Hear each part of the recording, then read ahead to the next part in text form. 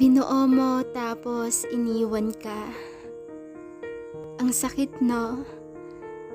Yung ikaw nandyan sa oras na siya ay iniwan ng ex niya. Yung ikaw ang nandyan sa panahon na siya na lang nag-iisa. Yung ikaw ang nandyan sa panahon na lugmok ang kanyang mata sa kakaiyak sa isang taong sobrang minahal niya. Kaya naman dahil siya ay sobrang mahalaga, hindi mo kaya na makita siya na nasasaktan ng sobra. Kaya naman binuo mo siya. Pinaramdam mo sa kanya ang halaga na hindi pinaramdam sa kanya. Pinasaya mo siya. Pinasaya mo siya sa abot ng iyong makakaya. At sa panahon na nasisilayan mo ang ngiti niya, ay sobra ka rin na naging masaya.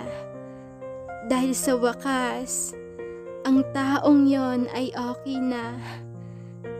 Pero masakit lang kasi, sa panahon na buo na siya, ay dun ka naman masisira. Yung bang feeling na binuo mo siya, pero sinira ka niya, at binuo mo siya para sa'yo sana.